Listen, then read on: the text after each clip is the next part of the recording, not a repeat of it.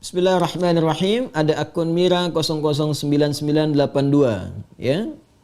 Dari ukhti kita di Australia, beliau bertanya, Assalamualaikum warahmatullahi wabarakatuh. Waalaikumsalam warahmatullahi wabarakatuh.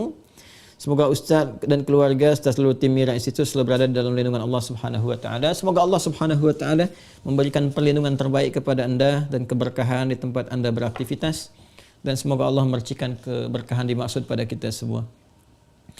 Baik, Ustaz izin bertanya, apabila di masa lalu pernah lalai dalam menjalankan solat, lupa ya beberapa kali, apakah wajib diganti ataukah cukup dengan bertaubat kepada Allah? Karena saya pernah mendengar tidak boleh melaksanakan solat sunnah sampai semua solat yang pernah ditinggalkan diganti. Tapi saya juga pernah mendengar cukup bertaubat kepada Allah dan berjanji tidak akan mengulangi lagi. Mohon bimbingannya Ustaz. Allah barik fi. Baik. Seorang yang pernah bermaksiat, apapun itu jenisnya, baik maksiatnya terkait dengan Allah, bermaksiat kepada Allah secara langsung, ya, contoh diminta untuk beribadah, solat itu kan bagian pokok kepatuhan kita, bukti keimanan kita kepada Allah. Quran surah ke-20 Taha ayat ke-14, ya, solat itu bagian pokok pembuktian iman kita kepada Allah. Innani anallahu la ilaha illa ana fa'budni wa aqimis salata lidzikri. Aku adalah Allah, tak ada Tuhan yang layak dipertuhankan disembah selain aku, kata Allah, maka sembah aku. Ya, bagaimana menyembahmu ya Allah? Wa aqimis salat, tunaikan salat. Ya, untuk mengingat aku, kata Allah. Quran surah ke-20 Taha ayat yang ke-14. Ada orang tak solat, ya, tapi dia mengaku beriman, atau dia menunda-nunda solat, ya, atau solat semahunya. Ada orang puasa Daud, dia solat Daud. Puasa Daud tu dia puasa Senin, Selasa dia rehat. Ya, Rabu dia puasa, Kamis dia rehat. Tu puasa Daud. Ada ni orang solat Daud. Ya, subuh dia solat, zuhur tak. Asar dia solat, maghrib tak. Itu solat Daud. Itu tidak ada. Ya, dia melakukan itu, dia maksiat pada Allah. Maksiat dalam hal ibadah. Ada maksiat hakun adami, ya, maksiat yang terjadi dari anggota-anggota tubuh pada soalan-soalan yang memang dilarang oleh Allah.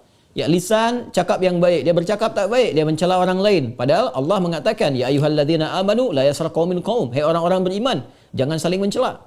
Quran surah 49 ayat 11, ya. Dia mencela, dia bermaksiat. Semua jenis maksiat ni, baik terkait hubungan dengan Allah ibadah atau terkait dengan interaksi sosial dalam kemanusiaan, muamalah, itu cara mengobatinya untuk kembali pada jalur yang benar. Cara pertama adalah dengan bertobat. Quran surah keempat An-Nisa ayat 17. Quran surah keempat An-Nisa ayat 17. Innamat taubatu 'ala Allahi lilladzina ya'maluna as-su'a bijahalatin thumma yatubuna min qarib. Sungguh taubat yang diterima oleh Allah itu subhanahu wa ta'ala, taubat yang diterima oleh Allah itu subhanahu wa ta'ala adalah taubat dari perbuatan buruk, su. Ya, perbuatan buruk, su itu perbuatan yang menyalahi ketentuan Allah. Ya, diminta memandang yang baik, dia pandang yang tak baik. Diminta solat, dia tak solat. Itu perbuatan buruk. Dan sumbernya dari nafsu yang digoda oleh setan.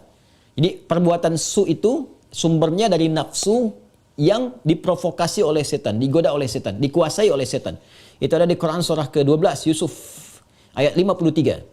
Wa ma ubarri'un nafsi innan nafsa la'ammaratun bis-su illa ma rahima rabbi.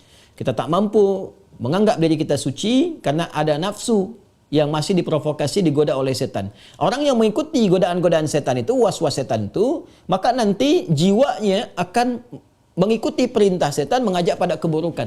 Itu yang disebut dengan ammarah bisu namanya. Ya, mata melihat yang buruk, su. Lisan cakap yang buruk, su. Telinga dengar yang buruk, su. Jamak dari su, sayyiat namanya. Bila banyak dikerjakan sayyiat. Allah itu punya sifat Rahman, punya sifat Rahim, yang tidak menginginkan hambanya pulang membawa maksiat. Kamu ini lahir bersih, bersih keadaannya, tampilannya bersih, tak ada dosa, tak ada keburukan, tak ada kotoran. Kenapa pulang kepada Allah jadi kotor? Kerana itu Allah tak berkehendak. Allah tidak berkehendak bila ada hamba satu pun pulang kepada Allah dalam keadaan maksiat, dalam keadaan kotor. Maka sepanjang dia hidup diberikan kesempatan untuk taubat. Taubat ini nanti yang berpeluang membersihkan kembali kotoran-kotoran dosa dan menyucikan jiwa-jiwa yang penuh dengan dosa-dosa. Ini taubat namanya. Nah, taubat itu nanti ada 3 turunan hukumnya. Ada 3. 1, mengakui kesalahan. Salah ini. Jadi kalau kita sadar ya pernah salah, itu sudah sepertiga taubat. Dan itu mahal sekali, hidayah Allah mahal sekali. Itu yang tak dipunyai oleh syaitan. Syaitan itu tak punya itu. Ya, karena sifat sombong, dia tahu Allah itu penerima taubat tapi tak mau taubat. Ketika diminta oleh Allah itu untuk taubat, diberikan isyarat tuh, dikonfirmasi, ditanya, "Ma mana'aka alla tasjud?" Ya, "Ma mana'aka alla tasjuda idz amartuk?" Kenapa kau tak mau sujud ketika aku perintahkan? Itu kan isyarat taubat. Ya, Quran surah ke-7 ayat 12. Ya, tapi dia tak mau taubat. Ya, tak mau taubat.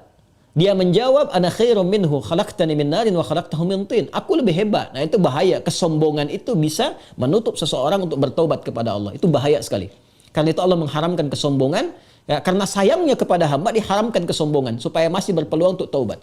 Itu bezanya syaitan dengan manusia. Ingat ya? Manusia salah karena ada nafsu, tapi manusia taubat. Adam manusia diberi contoh oleh Allah, ya, supaya bisa diteruskan pada anak cucunya. Diberi contoh, Adam keliru. Lalu kemudian diberikan jalan taubat. Al-Baqarah ayat 37. Fatalaqqa Adamu min rabbih kalimatin fataba alaihi. Adam menerima talaqi ayat-ayat taubat. Ya, dia memohon kepada Allah, Rabbana zalamna anfusana wa illam taghfir lana wa tarhamna lanakunanna minal khasirin. Taubat, dia diterima taubatnya.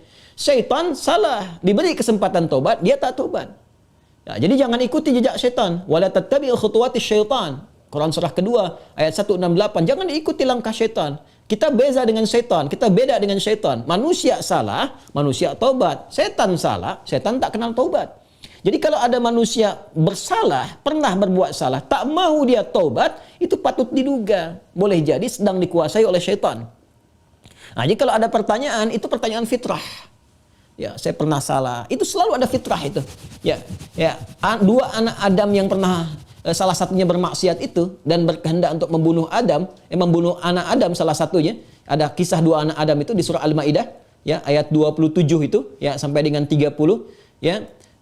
Watlu alaihim bil haqqi watlu alaihim naba ibna Adam bil haqqi id qaraba qurbanan fataqabbala min ahadihima wa lam yutaqabbal min al-akhar. Muhammad SAW kisahkan, bacakan kepada umatmu, ya, tentang kisah dua anak Adam yang diperintahkan untuk berkorban. Yang satu berkorban baik, yang satu tidak. Ya, maka yang satu diterima, yang satu tidak. Maka yang kecewa ini dia merasa cemburu, ingin membunuh. Nah, ketika akan membunuh ini fatawa'at nafsu lahu nafsuhu, fatawa'at tawa' itu artinya naik turun. Ya, jadi enggak ya, lakukan tidak ya. Nah, itu di fitrah kita itu selalu ada bagian fitrah yang mencegah berbuat maksiat. Ada yang sifatnya mencegah dari awal, ada yang sifatnya menyesali. Ya, menyesali itu sambil mencela. Kenapa tadi saya harus marah nih sama anak nih? Kenapa tadi saya harus mencela dia? Kenapa tadi harus saya cemberut? Kenapa tadi saya harus berkata yang kasar? Padahal saya bisa berkata yang lembut. Nah, itu ada penyesalan yang kedua sambil mencela diri. Nah, bagian yang kedua ini setelah tak mampu mencegah, dia menyesali, disebut lawam namanya. Sifatnya lawamah. Ya, makanya ada yang dikenal dengan nafsul lawamah. Diri, jiwa yang mencela. Kenapa melakukan itu? Nanti puncaknya terjadi di akhirat, saat kembali, saat hari kiamat. Ya, banyak orang menyesal, kenapa dulu tak begini? Kenapa dulu harus begitu? Nah, itu ada di surah Al-Qiyamah, surah ke-75, ayat yang kedua. La uqsimu biyaumil qiyamah, wa la uqsimu bin nafsil lawwamah. Ya, aku bersumpah, kata Allah, ya, ada di jiwa-jiwa itu sebetulnya yang menyesali perbuatan buruk itu kenapa terjadi. Nah, taubat itu, karena harus membuktikan kesungguhan untuk berubah, itu harus menyentuh kepada jiwa yang terdalam tadi. Karena itu harus ada unsur pengakuan, yang kedua unsur penyesalan. Unsur pengakuan itu secara fitrah akan muncul dengan sendirinya. Karena itu kalau keluar dia di pernyataan, itu Masya Allah, itu sudah hidayah Allah yang sudah masuk ke dalam jiwa. Jangan tinggalkan. Cepat ambil. Ya, siapapun pelaku maksiat akan ada bersitan, sekelebat dalam jiwanya itu berpikir, apa aku harus selalu begini gitu. Ya, mungkinkah aku berubah? Nah, kalau ada hal semacam itu sudah hidayah. Ya, kalau ada orang banyak berbuat maksiat pun kita sekelilingnya itu kita mendoakan, malam-malam kita sujud minta pada Allah supaya diberikan hidayah. Jangan-jangan dia itu ditempatkan jadi tetangga kerabat kita, berkehidupan dengan kita supaya memang kita bisa mendoakan dia. Ya, bukan mengutukinya, mencelaknya, tidak. Mungkin supaya dengan adanya kita ini dia bisa melihat jadi wasilah hidayah dari Allah Subhanahu wa taala. Jadi pertanyaan semacam ini itu sudah sepertiga bagian dari karunia Allah. Selanjutnya apa? Sesali. Sesali itu. Jadi mengakui, nah ini sudah disampaikan. Kedua, menyesali. Menyesal itu sudah bagian perwujudan, ya, supaya kita bisa mengendalikan nafsu lawamah tadi, supaya tidak dibawa ke akhirat. Ya, jadi dengan menyesal itu nanti digugurkan oleh Allah hal-hal terkaitnya sehingga lapang hati kita. Ciri orang taubat itu, ya, kalau dia sudah bertobat mendekat kepada Allah, yang pertama diberikan oleh Allah kelapangan hatinya, ada ketenangan. Ya, yang tidak bisa dirasakan ya dengan bandingan-bandingan materi. Tidak sama dengan ketika diberi materi dunia, dikasih uang, ya, senang, bahagia, lapang, dikasih kereta, bahasa Malaysia kereta, mobil, ya, atau fasilitas lain, senang, lapang. Taubat itu punya ciri sendiri, tak sama dengan kebahagiaan itu. Ya, dia ada menghunjam ke kedalaman hati itu, ada ketenangan, ya, ada kelapangan. Jadi begitu kita sujud, ya kan? Kemudian kita minta ampun, mengakui, menyesali, air mata keluar, getaran itu yang menggerakkan jiwa, nah itu sudah menyentuh kepada hati. Ya. Jadi ulama dahulu mengajarkan taubat itu sampai hatinya tersentuh. Ya, bukan taubat yang di lisan saja, saya taubat ya Allah, taubat ya Allah. Ya, taubat itu mesti mampu melapangkan hati, jiwanya mesti tersentuh. Keadaan hati yang lapang, yang tersentuh sehingga menjadikan cawan hatinya terbuka, siap menerima perubahan, itu disebut nasuha namanya. Nasuha. Ya, karena itu pernah dengar nasihat. Saya mau minta nasihat dari Ustadz. Nasihat itu dari kata nasoha, sesuatu yang melapangkan. Karena kalau kita dengar nasihat, hati kita lebih lapang. Anda punya masalah, konsultasi, diberikan jawaban, hati lapang. Itu nasihat namanya. Ya, seakar dengan kata nasoha. Nasoha yansohu. Sifat keadaannya disebut nasuha. Karena itu kita mendengar ada ungkapan, istilah bahkan diambil dari ayat-ayat yang sampai kepada kita, taubat nasuha. Ya kan? Taubat apa? Nasuha, taubat yang mampu melapangkan hati. Caranya bagaimana? Mengakui, menyesali. Penyesalan itu harus langsung bisa menyentuh kepada jiwa. Ya, karena itu ada ulama mengajarkan istighfar sekian kali supaya jiwanya tersentuh, bangun di malam hari, ya kan? Yang ketiga, di bagian terakhir, membuktikan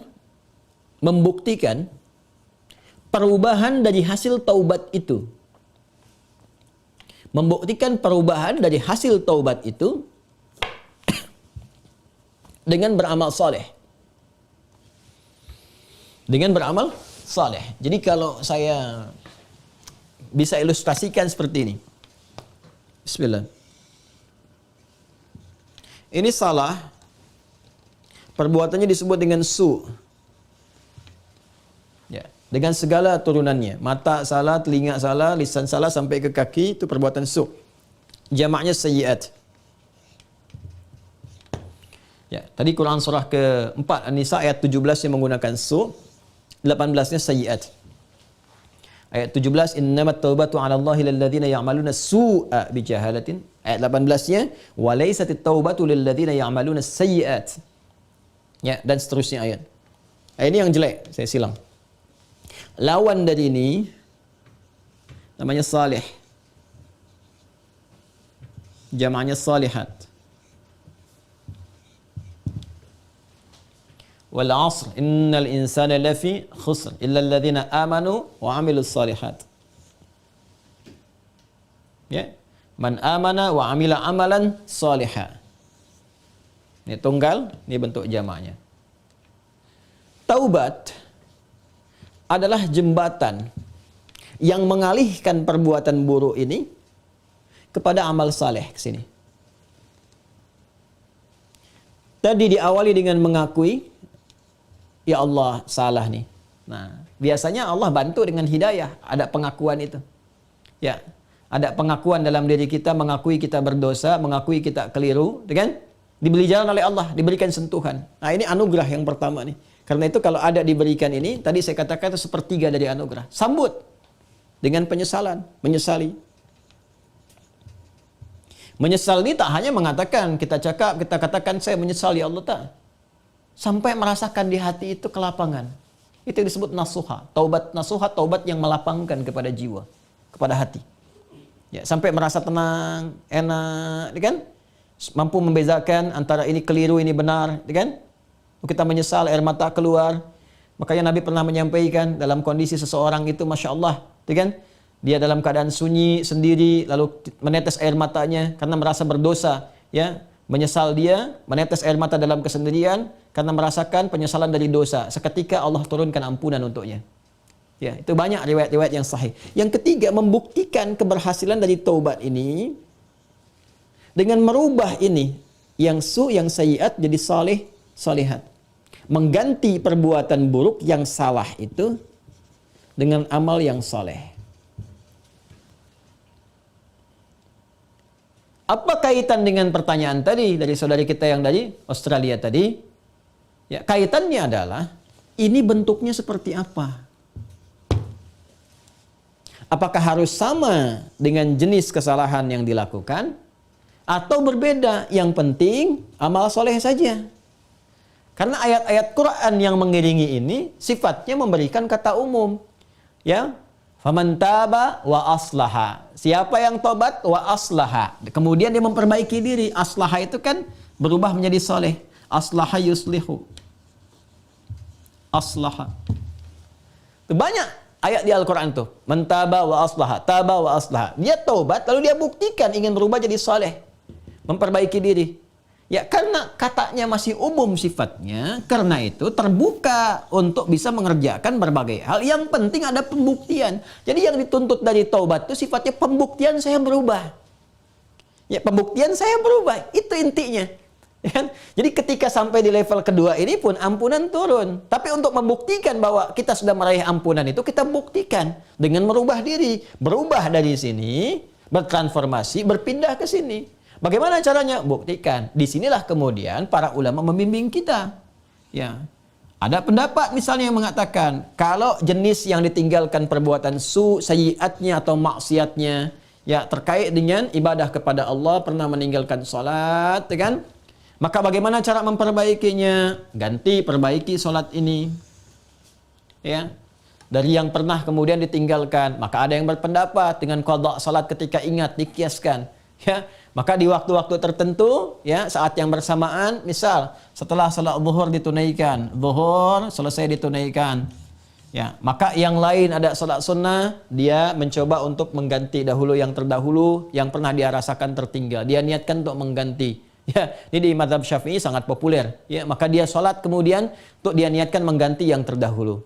Begitu masuk kemudian waktu maghrib, ba'da maghrib orang sholat sunnah, dia mencoba mengganti yang terdahulu lagi. Ini satu pendapat di antara sekian ragam. Ya. Ada kedua yang berpendapat, tak dibatasi dengan sholat ini saja. Ketika dia tobat, diterima tobatnya, diampuni. Kalau sudah ampun, turun, ampunan Allah turun, diampuni, ya gugur yang kemarin itu, selesai. Tinggal dia buktikan memperbaiki. Bagaimana cara memperbaikinya? Ya, sesuai dengan keadaan dia yang baru. Kalau dia sudah kerjakan sholat zuhur, ya sudah, selesai sholatnya. Mengganti yang dulu-dulu, perbanyak amalan yang lainnya dengan sholat sunnah. Dia kejar qabliyah zuhurnya, dia kejar ba'diyah zuhurnya, untuk membuktikan kepada Allah bahwa dia telah sungguh-sungguh berubah. Ya, ini hanya ragam saja bagaimana kita kemudian bisa memilih di antara ini, dan semua punya jalurnya yang dapat dipertanggungjawabkan secara syariat. Ya, jadi dipersilahkan Anda nyamannya mau yang mana yang dikerjakan, tapi hanya ingin menunjukkan ini ada perubahan dalam diri kita. Jadi boleh Anda perbanyak amalan-amalan sunnah, ya ada yang berpendapat, ambil karena umum sifatnya, tidak ada spesifik menekankan kepada Anda. Ya harus mengganti yang terdahulu misalnya dengan kerjakan yang fardu lagi, nggak ada yang spesifik begitu. Karena itu tafsirannya luas. Ya kaidah berkata sepanjang umum tidak ada takhsis, maka jangan ditaksis. Jangan dikhususkan pada amalan tertentu. Jadi ambil yang paling ringan. Ya kalau misalnya Anda ingin coba ganti dengan mengganti menggunakan yang sunnah, silahkan, babnya luas. Perbanyak ibadah sunnahnya, bangun malam tahajud, buktikan dalam kebaikan dan seterusnya. Dan semoga dengan itu Allah Subhanahu wa taala ya memberikan ampunan kepada kita sampai kita kembali kepada Allah dalam kebaikan. Ini babnya.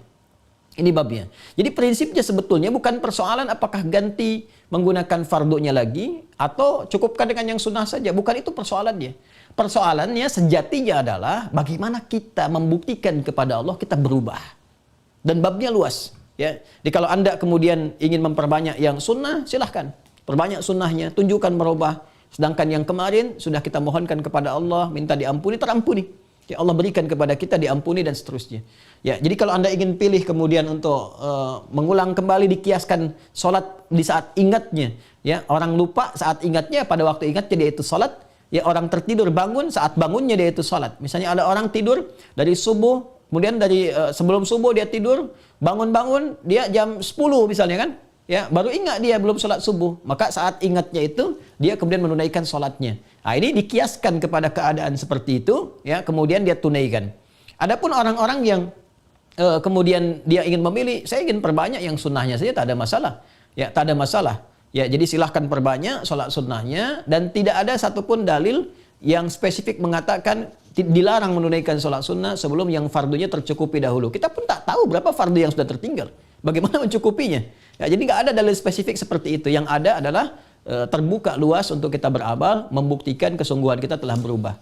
Wallahu ta'ala a'lam bis-shawab, dan semoga Allah menerima taubat yang kita mohonkan kepada Allah, dan tidak ada semua kita yang bebas dari kesalahan. Saya, Anda, kita pun pasti pernah berbuat salah. Dan Allah sangat mencintai pelaku maksiat yang bertobat dibandingkan dengan seorang yang saleh yang tidak pernah merasa salah dalam kehidupannya. Wallahu ta'ala a'lam bis-shawab.